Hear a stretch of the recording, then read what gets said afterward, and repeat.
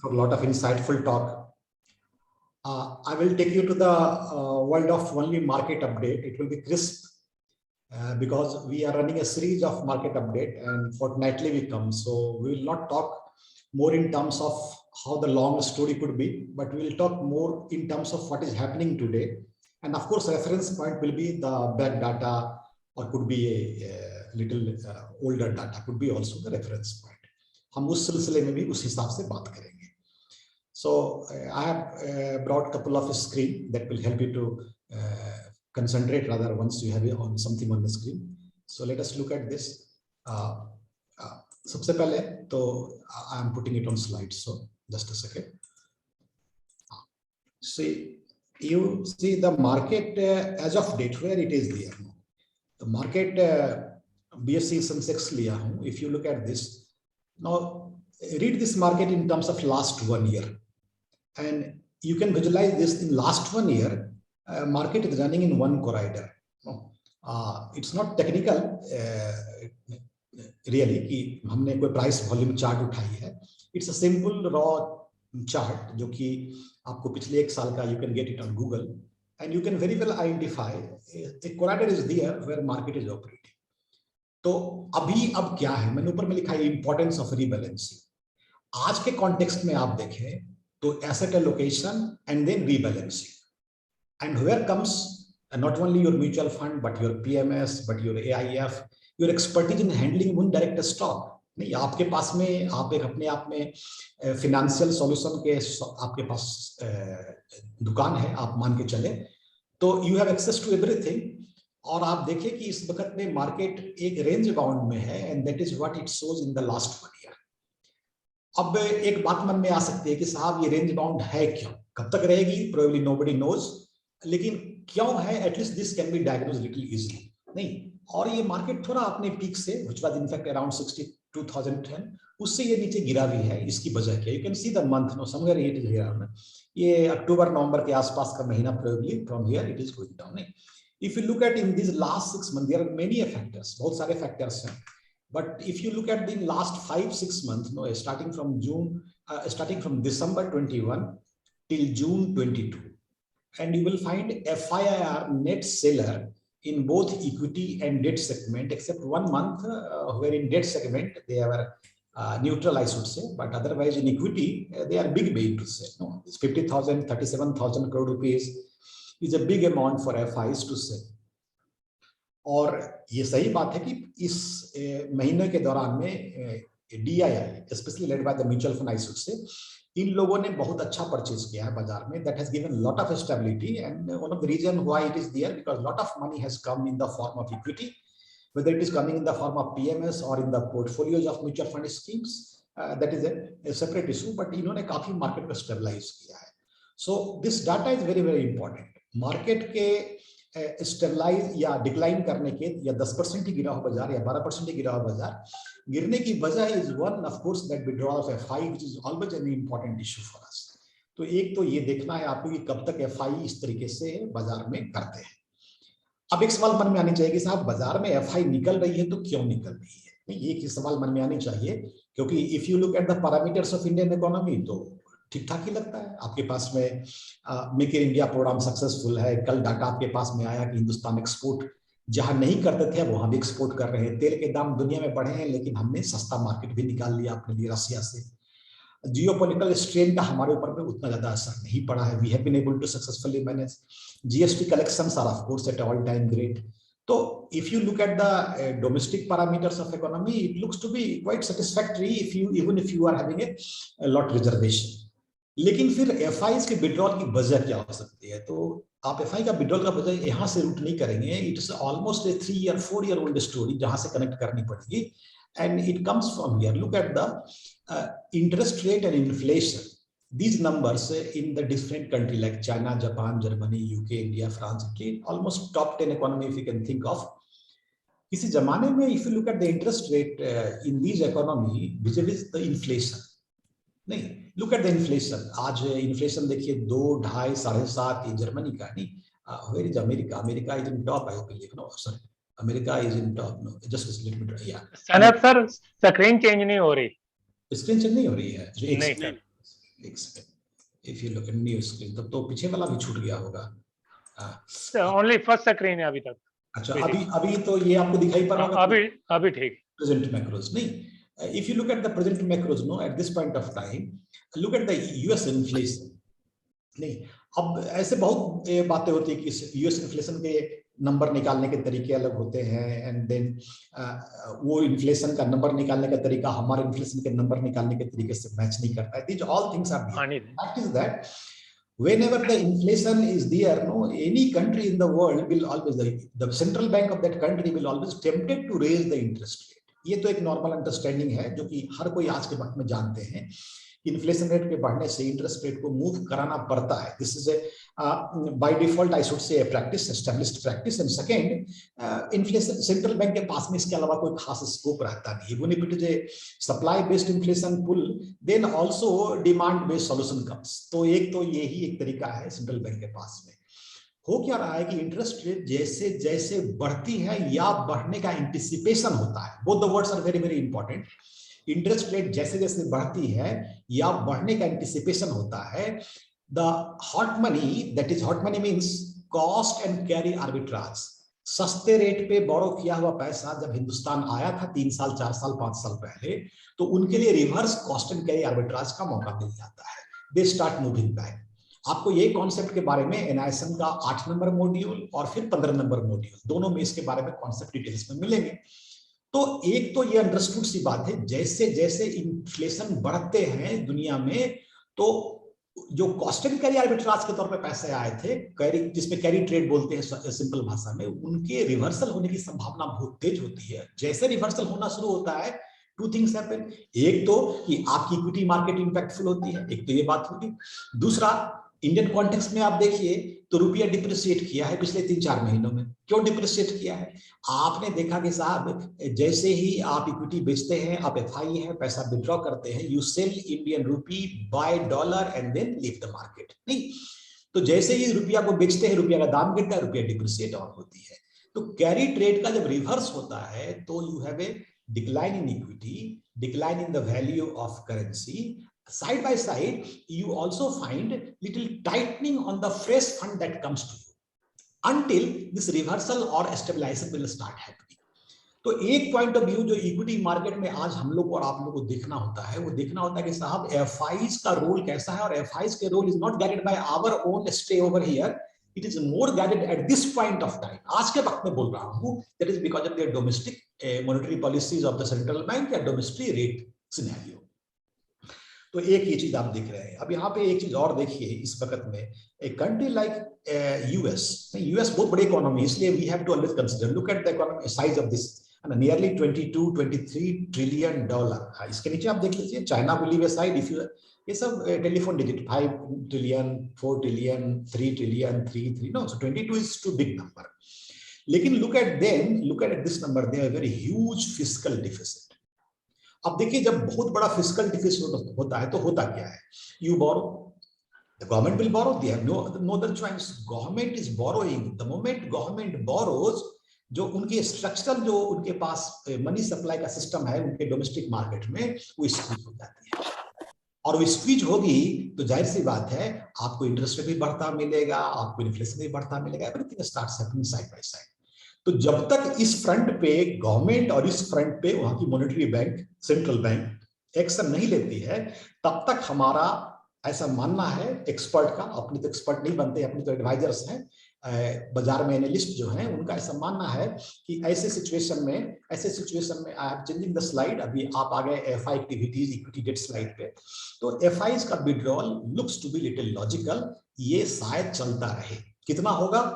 It's a big amount in India. FI का investment Hindustan में आप कैपिटलाइजेशन का देखें तो 20% के आसपास है, so it's a big amount. Capitalization भी करीबन हमारी 200 लाख करोड़ के आसपास की लेके चलते हैं यदि, तो which is on conservative side, I will से 200 लाख करोड़ का लेके चलते हैं, तो 25% would be somewhere around 50 lakh crore के आसपास। So keeping 40 to 50 lakh crore rupees of investment in FI terms, तो ये विड्रॉल बड़े विड्रॉल नहीं है। इसलिए this uncertainty, I am going to the previous slide now, equity investor importance of rebalancing, ये जो आपको देख रहे हैं, supported by DI and opposed by the FI. ये एक कोराइडर जो है चलता रहेगा। इसमें अब आपको कैसे अच्छा स्कीम का चुनाव करना है, कैसे अच्छे पोर्टफोलियो बनाने हैं, you have to do 3 things. एक तो आपको ये देखना है कि साहब कौन सी स्कीम्स म्यूचुअल फंड की या कौन से पीएमएस अभी अच्छे कर सकते हैं या अच्छे करने का अनुमान है, तो वो भी आपको पढ़ना है। दूसरा, बाजार में ये सिनेरियो जो है वो भी आपको जाननी है, because ultimately you are the one who explains about the market to the public. जो इन्वेस्टर है उनके पास में कौन बोलने जाता है, वो बोलने तो आप जाते हैं। तो दूसरी बात है कि आपको बाजार को भी समझना है, उसको इंटरप्रेट करना है, एक्सप्लेन करना है। और तीसरी बात, जिस क्लाइंट के पास आप बैठ के बात कर रहे हो, वो क्लाइंट का क्या एप्टीट्यूड है in terms of understanding the content that you say and the risk appetite of the person. तो तीनों बातों को देख करके you have to develop your own narrative equity market के बारे में। आज के काफी क्रिस्प रखूंगा। अब जब ये आप देखते हैं इस वक्त में, तो एक चीज और हमें देखनी पड़ती है कि साहब बाजार में लिक्विडिटी तो इशू हो रही है, वहां पे कुछ चीज है जो कि हम साइड बाय साइड कभी कभी बात करते हैं। एक इंडियन कॉन्टेक्स्ट में we are the one who are importing literally 80% of energy from outside. ये आसान नहीं, we are very very vulnerable. हमारे दुनिया में ऐसे बहुत कम कंट्री होंगे which is big economy, of course India is among the top 10 में आती है, बिग इकोनॉमी। और उसको एनर्जी सिक्योरिटी के बारे में बात करें तो 80% 75% तक एनर्जी इंपोर्ट करना पड़ता हो, and that too that our consumption on the energy is expanding gradually. हम कम नहीं हो रहे, हमारे यहाँ गाड़ियां नहीं बनती है, रिकॉर्ड गाड़ियां बेचने का हमारे पास में पैरामीटर है कि साहब अच्छी number of automobiles industry expand कर रही है, ये सब हमारे पैरामीटर्स हैं ग्रोथ के। तो ऐसे स्थिति में we have to consider the how the crude prices are behaving in the world. This price is not actually true reflection of the way we are government of India is purchasing. एक बात तो ये है, because we are purchasing nearly 20% less than the price which is there in the available in the basket side. Thanks to Russia. अभी रसिया के चलते हमारे पास में थोड़ा सा लीवे है, बट ये ग्लोबल सिनेरियो है that may have an impact in the coming winter. अभी तो समर चल रहे हैं यूरोप में, तो यूरोप में अभी एनर्जी का requirement is more manageable, but coming winter they have to see whether they go into the ruble trade or they continue with their present policy to oppose ruble trade. अभी क्या होता है nobody knows. ऐसा होगा और crude की prices बढ़ती है तो that we have to keep in mind कि साहब ऐसा होने से बहुत बड़ा दिक्कत हो सकता है। एक बात तो ये है। अब यहाँ पे देखिए सर किस तरीके से हमारा गोल्ड का प्राइस इससे कोरिलेट करता है। जस्ट ड्रॉ वन ग्राफ, और ये ग्राफ बड़ा इंटरेस्टिंग ग्राफ आया।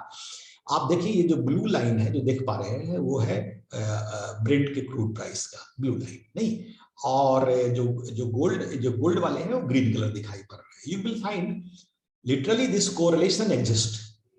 कोरिलेशन डाटा यदि अपने एक्सेल में मिल गया होता तो we could have find out the correlation coefficient also, लेकिन एक्सेल में डाटा नहीं मिला अपने पास में। This photograph we could able to retrace, but एक बात है कि correlation exist with a very high volatility in the crude, that's a commodity side, but very significantly low volatility in the gold.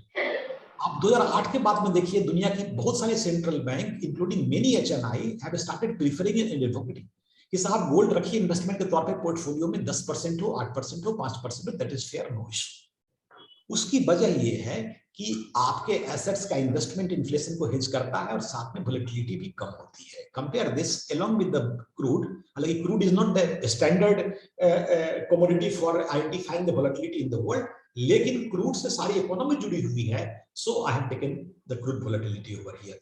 तो क्रूड की volatility काफी रहेगी और उस कारण से ग्लोबल इकोनॉमी में, ग्लोबल लिक्विडिटी में और खासकर इंडियन कॉन्टेक्स्ट में, इंडियन इकोनॉमी में वैल्यूएशन में इंपैक्ट होता रहेगा। Compared to that, gold looks to be little more stable, और ऐसे स्थिति में जब आप रिबैलेंसिंग करते हैं तो consider gold asset class to be from this point of view also. ये आपकी मर्जी है कि किस तरीके से आप इसको लेके चलते हैं।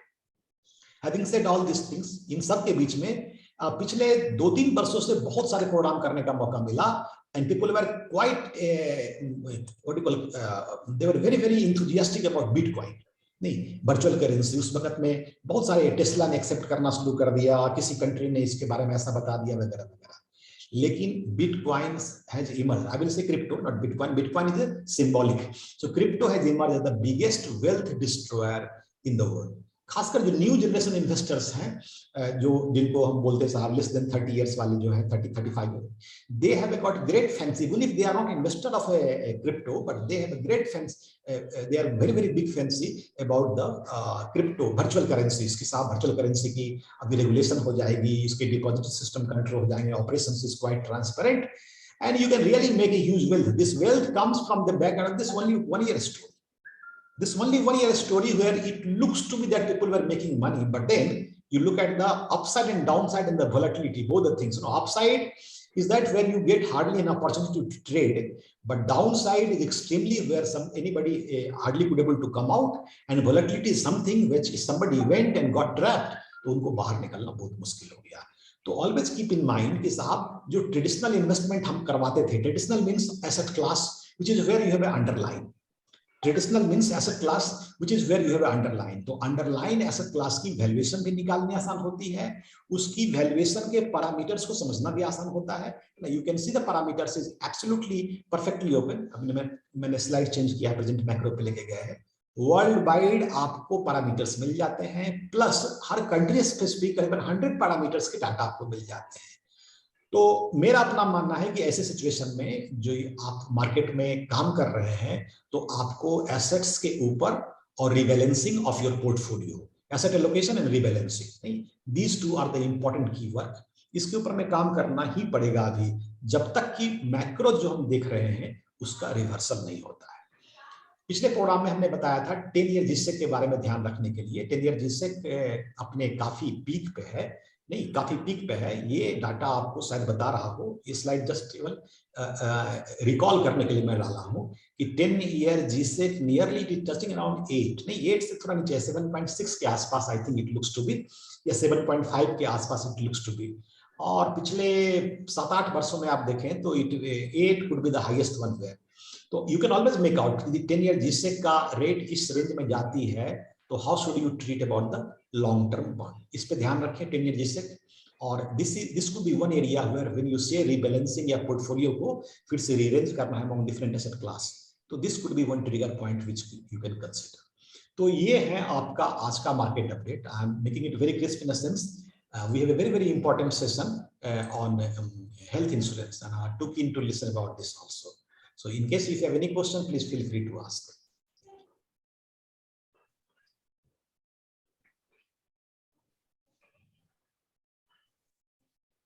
I think no question is there.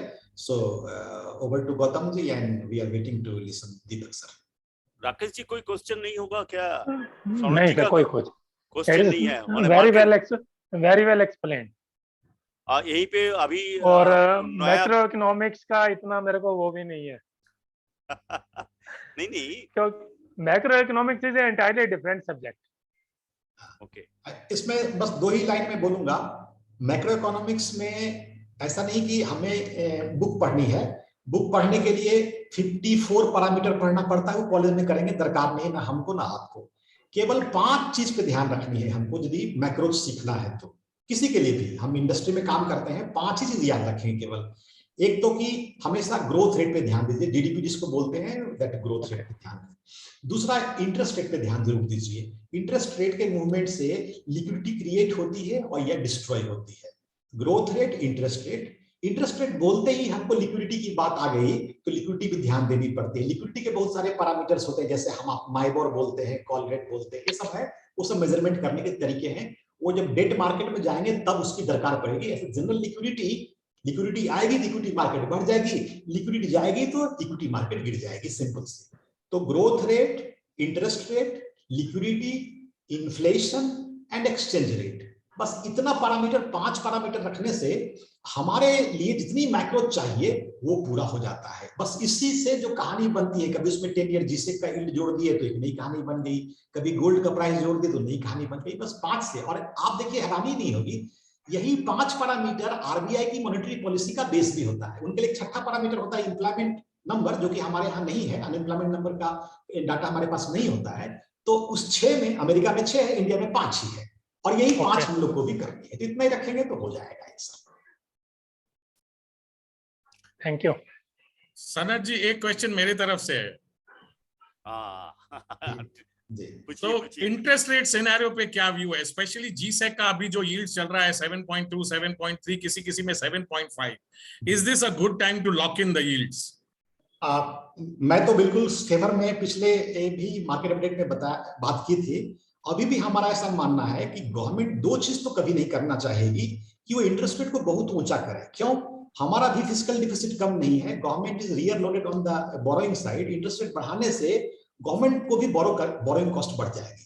तो गवर्नमेंट ओएमओ करके शायद 8 के आसपास में, 15-20 पैसे ऊपर नीचे तो नोबडी नोज, के आसपास में स्टेबलाइज करके रखेंगे। और ये समय होगा तब तक गवर्नमेंट इंतजार करेंगी कि उनका ओएमओ और उनकी बोरोइंग बैलेंस करके रखे और वर्ल्ड मार्केट का लिक्विडिटी फिर से रिस्टोर हो जाए। आई थिंक जैसे रिस्टोर होगा हम देखेंगे फिर से यील्ड में गिरावट शुरू होगी। तो यदि आज लॉक इन करते हैं, एफएनपी आने की वजह भी हमें लगती है कि कुछ ऐसा ही होगा। तो इंटरेस्ट रेट रिस्क नहीं लेना चाहते हैं तो एफएनपी में लॉक कर दें, और नहीं इंटरेस्ट रेट रिस्क लेना चाहते हैं तो मीडियम टर्म के ड्यूरेशन के प्रोडक्ट में मेरे समझ से सही रहेगा। मेरा क्वेश्चन इसीलिए था बिकॉज अभी जो 30 जून खत्म हुआ, ये आरबीआई का जो फ्लोटिंग रेट बॉन्ड है, सब लोग एक्सपेक्ट कर रहे थे कि इसका रेट ऊपर जाएगा, स्मॉल सेविंग्स का ऊपर रेट जाएगा। लेकिन despite G-sec moving over 100 Bips in the last 1 year, they have not changed the rate of RBI bonds and small savings. मतलब गवर्नमेंट ऑल्सो जो बोलती है कि मैं करूंगी वो कर नहीं रही है। They, as you said, they do not want to take the extra burden of having higher interest rates on these instruments. मैं बीच में एक 2 3 4 5 6 7 8। तो any question? Any Sujan? Hello, Sujan. Have any question? You have any question to Sanoji? Hello.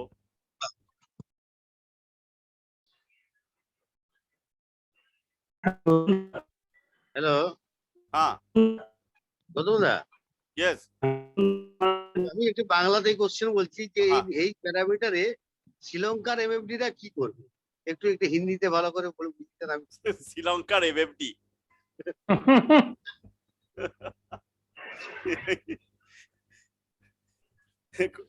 Sanoj जी, ये अच्छा question पूछा है। श्रीलंका का MFD क्या करेंगे ये पैरामीटर में? श्रीलंका एमएफडी श्रीलंका एमएफडी भी वही करेंगे जब बाद बाकी एमएफडी करेंगे मेरे समझ से।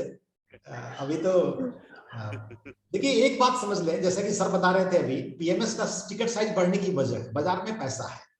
एक फ्लैट की कीमत पड़ती है 40 लाख रुपए, 45 लाख, छोटा सा फ्लैट बोलते हैं 2 बेडरूम का, 40 लाख 45 लाख रुपए एक फ्लैट की कीमत।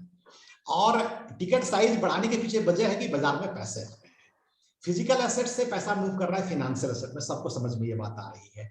कच्चे पैसे पे सरकार की बड़ी नजर है। बड़े बैड न्यूज आते हैं, जिनके पास में कच्चा पैसा, अनअकाउंटेड पैसा पड़ा हुआ है, उनको भी बहुत डर है, पैनिक है। तो इस बाजार में जो हम एडवाइजरी करते हैं, जो एनालिसिस करते हैं, उनके लिए बाजार एकदम ओपन और बहुत बड़ा होना है। बस 3 ही चीज का ध्यान रखना है, चाहे वो हम शिलोंग से हो या कलकत्ता से हो। एक तो ये ध्यान रखनी है हमें कि हम जिस क्लाइंट को एड्रेस करते हैं उस क्लाइंट की रिस्क एपेटाइट और उनकी समझदारी कितनी है हमारी बातों को समझने के लिए। इट्स नॉट इंपॉर्टेंट कि मैं क्या बोलता हूं, इट्स मोर इंपॉर्टेंट कि हम कितना बात उन तक पहुंचा पाते हैं। एक बात तो ये समझनी है। दूसरी बात, हमें जिस स्कीम में काम करना हो, चाहे पीएमएस में काम करना हो, उसके बारे में हमारी जानकारी बिल्कुल पूरी होनी चाहिए। हम वहां पे किंतु परंतु नहीं करेंगे, साहब फैक्ट शीट नहीं पढ़ता हूं, चाहे मैं फलाना साइट नहीं देखता हूं, तब तो फिर बात खराब हो जाएगी। और तीसरी बात, बाजार के बारे में आप कहीं बैठे हैं तो you should have a convincing reply, at least which you feel कि मैंने कुछ रिप्लाई दिया है अपने शब्दों में। You should have your own words and sentences which is what you can speak on behalf of the market. बाजार के बारे में तो आप ही बोलते हैं ना। तो ये 3 चीज को कंट्रोल करके रखेंगे तो बाजार एक्सपेंड हो रही है, पैसे बढ़ते जा रहे हैं, क्लाइंट भी आएंगे, सेंस ऑफ इनसिक्योरिटी बहुत कम हो जाएगी। Sanat sir, second point is very important. Product knowledge हमें पूरी होनी चाहिए, बहुत होनी चाहिए। मैं इसलिए बोलता हूं हमेशा कि सर फैक्ट शीट जरूर पढ़ें। म्यूचुअल फंड में खासकर काम करना हो, आपको जिस एएमसी का काम करना है उसमें कोई दो मत नहीं है। आप एक एएमसी जिसका खूब काम करते हैं उसका पढ़ें, और एक जिसका काम नहीं करते हैं उसका भी पढ़ने में कोई दिक्कत नहीं है। 2 फैक्ट शीट जरूर पढ़ लें। फायदा ये होता है कि you get 2 different kind of view, which probably one you like and for some reason you do not like the other one. इससे हमें अपना नैरेटिव्स बिल्डअप करने में, प्रोडक्ट को समझने में बड़ा आसान होता है। तो factsheet is a very very comprehensive book. मैं तो इतना कॉम्प्रिहेंसिव बुक कोई किताब देख ही नहीं पाता हूँ जहां पे कि आपको standard deviation, alpha, beta, sharpe, tenor, क्या नहीं उसमें, टर्नओवर रेशियो, पोर्टफोलियो के कंसंट्रेशन, रिस्क एपेटाइट, सब कुछ एक ही पेज में रहती है। We should have ability to explain and speak on this for half an hour, 10 minutes. नहीं, बस ये चीज। जब क्लाइंट के सामने इफ एंड बट हो जाती है तो क्लाइंट का कॉन्फिडेंस हिल जाता है, वो ट्रैक से उतर जाते हैं। वही मैनेज करना है, वही मैनेज करना है हम लोगों को। उन्होंने देखिए अभी मुस्कुरा के 100 करोड़ रुपए के बारे में बात करते हैं। अभी जो सीख रहे हैं वो सोचते साथ वो कोई मुस्कुरा रहा है, हम क्यों नहीं मुस्कुरा पा रहे, इतनी ही बात है, बट करना तो करना है। True, very true. तो सनत जी, आप जाने से पहले आप 1 मिनट में हम लोग जो रिसर्च एनालिस्ट का जो कोर्स चालू करने जा रहा है वो 15 तारीख नहीं हो पाएगी कि 15-16 नेटवर्क एपी का बहुत बड़ा प्रोग्राम है पेंडिंग गया है। तो बहुत सारा लोग मेरे को बोलो कि दादा ये 2 दिन छोड़ दीजिए, हम लोग उसमें कर रहे हैं। तो उसके बाद 17-18 कि कब कर पाएंगे, वो 17 संडे है, 18 मंडे है, तो कब चालू कर पाएंगे वो एक बार एक लाइन में बता दीजिए। और NISM 15 रिसर्च एनालिस्ट आज का दिन में क्या जरूरी है, ये करके फायदा क्या है, वो 1 मिनट में बताएंगे तो ज्यादा नहीं, 1 मिनट में थोड़ा आउटलाइन दे देते तो अच्छा है। 1 मिनट में ही बोलूंगा। देखिए, पहली बात यह है कि आज के वक्त में क्लाइंट के पास में बहुत ज्यादा इंफॉर्मेशन है, नॉलेज है ऐसा नहीं बोलता हूँ, information is a broken piece of knowledge.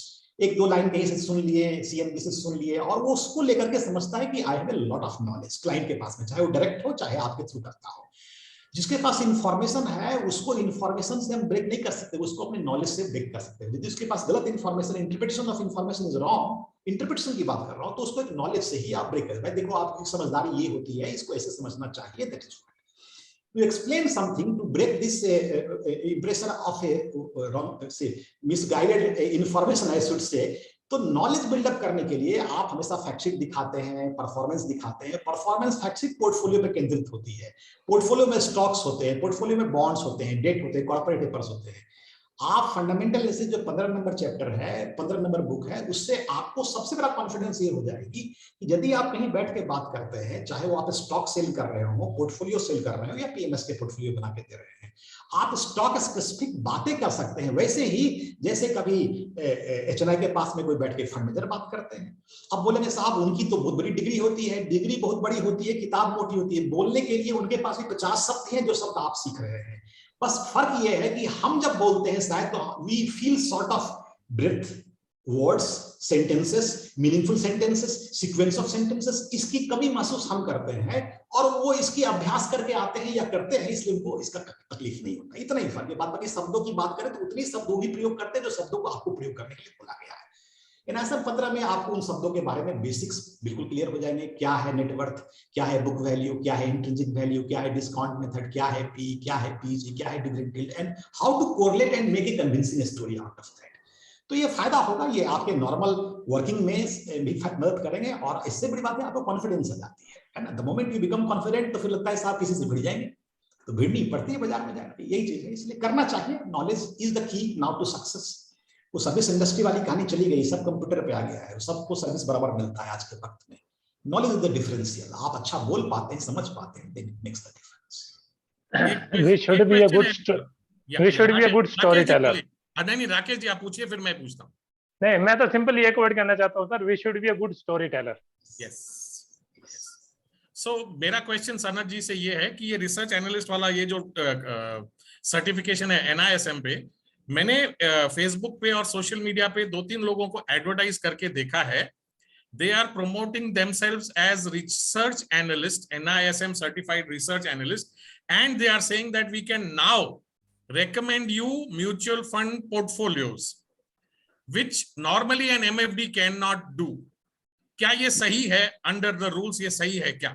देखिए, अभी जो रूल है सेबी का, वो ये रूल है सर कि NISM 5A म्यूचुअल फंड के लिए कंपलसरी सर्टिफिकेशन है, और मार्केट में NISM 15 फ्लोट किया गया है, जिसका कोई अभी कंप्लायंस रिलेटेड कोई भी उसके बारे में सेबी कुछ नहीं बोलती है। तो हम अपनी मर्जी से कभी कभी रिसर्च एनालिस्ट का वर्ड लगा देते हैं और उसमें 1-2 एडजेक्टिव लगाते हैं। पॉसिबिलिटीज ये है जो सेबी के जो कंसेप्ट पेपर में है, जो हमने देखा उसमें उनका पॉसिबिलिटीज ये है कि एक समय के बाद में वो जो टीवी पे कमेंट्री करते हैं उनके लिए, जो रिसर्च रिपोर्ट लिखते हैं उनके लिए, या फिर जो एडवाइजरी सर्विस देते हैं स्टॉक रिलेटेड, उनके लिए NISM 15 कंपलसरी करेंगी। लेकिन अभी उसका कोई कंप्लायंस ओरिएंटेड रिक्वायरमेंट नहीं है, तो भी लगा रहे हैं कि ये अनकंप्लाइड एरिया है, सब सेबी पूछ नहीं रही है, तो जो मर्जी लगा लो वाली बात है, उतनी ही। तो मतलब ये ग्रे एरिया है अभी भी, 15 का रेगुलेशन नहीं आया है, पहले 21 का रेगुलेशन आएगा सितंबर में, उसके बाद आई थिंक सेबी 15 पे भी रेगुलेशन लेकर के।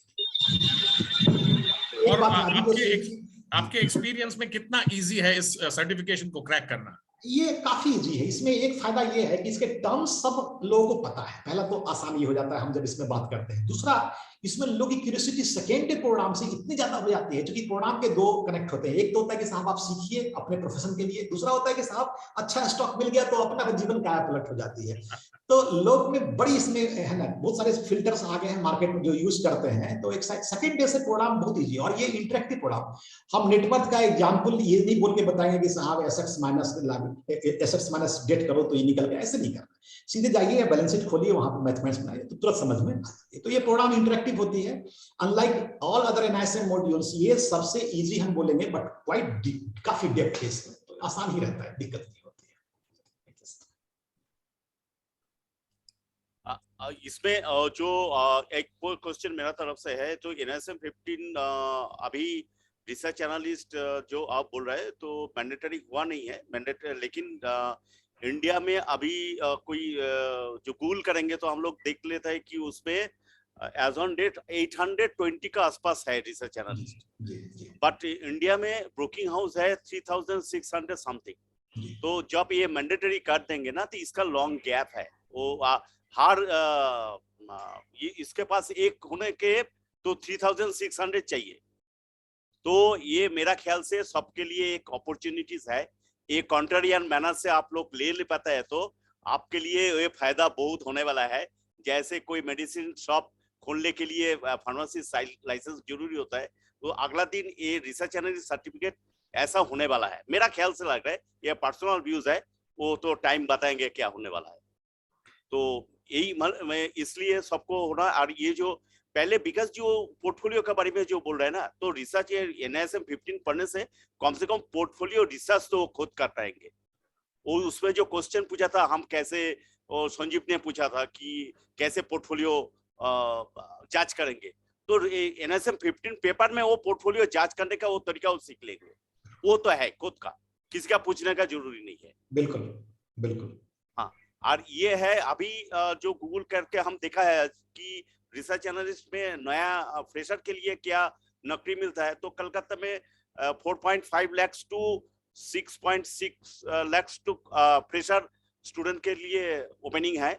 ऑल ब्रोकिंग हाउस से Arundhati as a like this, they are asking for NISM 15 research analyst. PMS and research analyst can be a good combo. तो very good combo, very good. तो ये जो नया लोग है, जो हमारा नेक्स्ट जनरेशन है, वो लोग के भी एक अपॉर्चुनिटी है। जो मास्टर्स इन कॉमर्स, जो फाइनेंस लेके पढ़ रहा है, वो लोग के लिए ये जो बिजनेस नहीं करना चाहता है, नौकरी करना चाहता है, वो लोग के भी अच्छा अपॉर्चुनिटीज है। ये सबके लिए हमारा जो नेक्स्ट जनरेशन है, सबका जो करियर नहीं ढूंढ रहा है, करियर कहाँ का है, ये इंडिया में ही बहुत सारा इसमें करियर मिल जाएगा इंस्टेंट। तो अभी सनोज जी को यहीं पे छोड़ना पड़ेगा कि दीपक जी आ गया, कि दीपक जी के सुनने के लिए बहुत आदमी वेट कर रहा है। तो हम सनोज जी को थोड़ा दीपक जी आप ही इसका ये कर दीजिए, क्या बोलते हैं, ऑनर। आप तो इसके एंकरिंग किया ना, तो सनोज जी को थोड़ा बधाई देके उनका छुट्टी कर दीजिए। छुट्टी कर दूं? क्योंकि वो बहुत इंपॉर्टेंट टॉपिक है। हम खुद बैठे सुनने के लिए। पिछले प्रोग्राम में सर बताया था कि हम इसका कभी प्रोग्राम लेंगे जरूर। तो प्रोग्राम बहुत इंपॉर्टेंट टॉपिक है और सबके लिए जरूरी है। सबके लिए जरूरी है, ये कॉन्सेप्ट बहुत जरूरी है, इसलिए हम इसको सुनेंगे ध्यान से। थैंक यू गौतम दास सनत भारद्वाज को बुलाने के लिए। और उन्होंने बिल्कुल साधारण सिंपल लैंग्वेज, साधारण शब्द में हम लोगों को ये समझाने की कोशिश की है कि ये मैक्रो में हम लोगों को क्या क्या सीखना चाहिए और ये हमारे लिए इंपॉर्टेंट क्यों है। And following up with that, जो हम ये रिसर्च एनालिस्ट का काम आगे ट्रेनिंग होने वाला है, आई थिंक यंग हो, मिडिल एज हो या बूढ़ा हो या कितनी भी उम्र का हो, this is an added advantage, an added experience, added certification. कोई भी नई चीज सीखने से हमारा कभी भी नुकसान नहीं होगा, हमारा स्किल ऑलवेज बढ़ता है। तो everybody who is there in this room, they should take this opportunity to join in, give the exam. In fact, my daughter is doing CFA and she's just completed her MCom. After listening to you and Gautam da, I will now push her to go and get this NISM 15 Exactly. certification. Exactly. Yes. Yes. That will help on CFA and also. Yes. Yes. So the fact that she is doing CFA second year, I think उसको वो पूरा subject theory जितना सीखना था वो already वो पूरे course का आ गया है। खाली जाके उसको अपना एग्जाम देके आने का है, yes no 1 2 3 4 ABCD सिलेक्ट करने का है, 99% इजीली क्लियर हो जाएगी। So thank you Sanat ji, thank you, wonderful session. Thank you Gautam da for giving me this opportunity to take this session so that Sanat जी का appreciation हो सके। And for everybody who is there in this room, either use the reaction, give a clap sign, या तो हाथ ऊपर करिए या chat में खाली एक छोटा सा थैंक यू डाल दीजिए, that's all. Yes. पहले